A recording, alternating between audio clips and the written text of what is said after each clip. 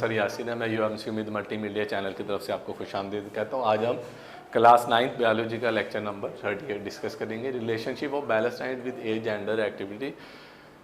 हमारा जो बैलेंस खुराक है, बैलेंस डाइट है, इसका उम्र, जीन्स और एक्टिविटी से क्या रिलेशनशिप है।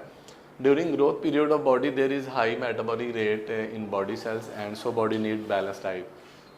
जब जानदार की ह्यूमन बीइंग की ग्रोथ हो रही होती है तो उनका मेटाबॉलिक रेट बहुत तेज़ होता है, यानी कंस्ट्रक्टिव प्रोसेस, डिस्ट्रक्टिव प्रोसेस जो जिस्म में हो रहे होते हैं उनकी रफ्तार बहुत ज़्यादा तेज़ होती है। तो इस मरहले के दौरान इंसान को ज़्यादा अच्छी खुराक की ज़रूरत होती है, बैलेंस डाइट की ज़रूरत होती है, ताकि जिस्म में जितने रिएक्शन हो रहे हैं उनको अच्छे तरीके से मेंटेन रखा जा सके और उसमें उसके ज़रिए जिस्म की एनर्जी की ज़रूरियात जो है उसको पूरा किया जा सके।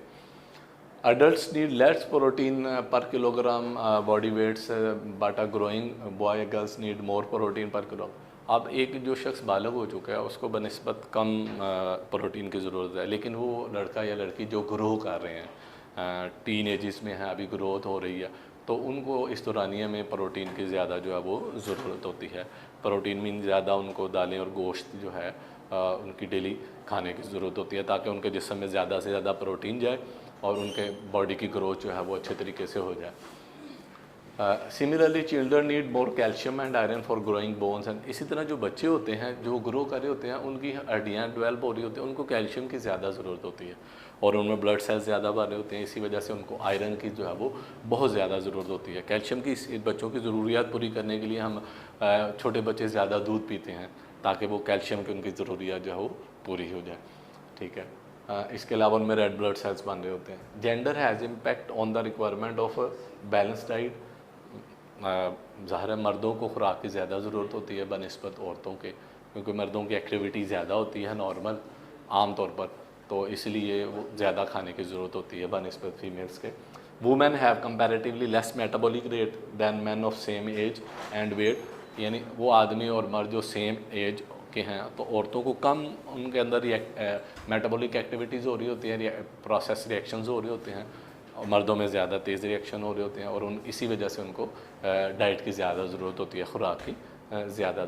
So man need a balance diet that provide comparatively more energy, यानी आदमियों को ऐसी खुराक खानी चाहिए ताकि उनको जिस्म में ज़्यादा से ज़्यादा एनर्जी पैदा हो और उनके जिस्म की ज़्यादा से ज़्यादा एनर्जी मिले। यानी उनको डेली अंडे इस्तेमाल करने चाहिए और मक्खन इस्तेमाल करना चाहिए, रोटी और दूध और फल, ज़्यादा खुराक जो है इसकी यूज़ की जाए ताकि उनके एनर्जी की ज़रूरियात जो है वो ज़्यादा। Different people have different life style and varied nature of work.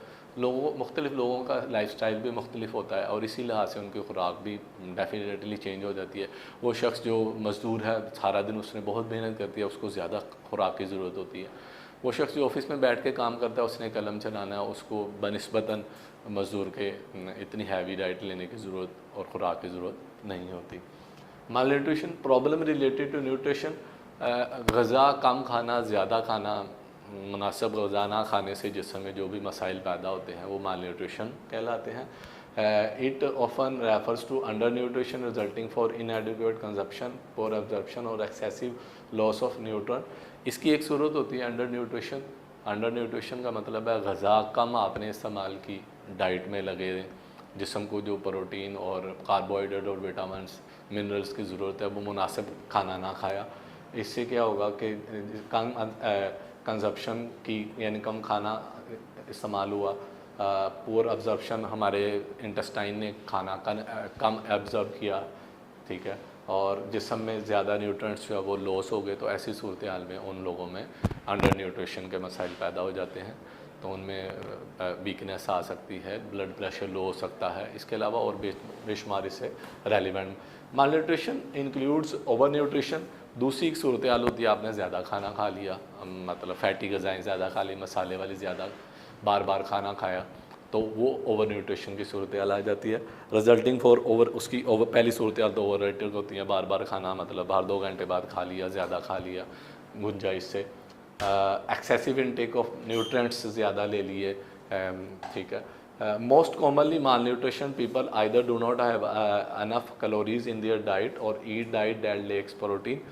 तो तो माल न्यूट्रिशन में ऐसी लोग खुराक खाते हैं उनमें कैलोरी की ज़रूरियात पूरी नहीं होती, या फिर ऐसी डाइट खाते हैं जिसमें प्रोटीन क्या होती है, कम होती है, विटामिन्स कम होते हैं, मिनरल्स जो हैं वो कम हो जाते हैं।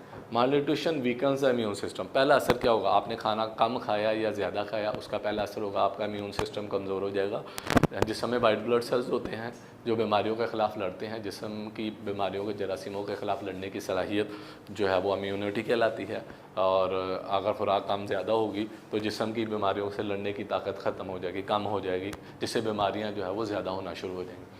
फ़िज़िकल एंड मेंटल हेल्थ, खाना सही नहीं खाएंगे आप जिस्मानी तौर पर कमज़ोर हो जाएंगे, मेंटल आपकी एबिलिटी जहन की जो है वो भी मुतासिर होगी, फ़र्क आना शुरू हो जाएगा। स्लो थिंकिंग, आपके सोचने का अमल भी स्लो हो जाएगा। आपकी डाइट अगर अच्छी नहीं होगी, ग्रोथ आपकी रुक जाएगी, बढ़ने का अमल जो है उस तरीके से नहीं होगा जो नॉर्मल अच्छी डाइट से होता है।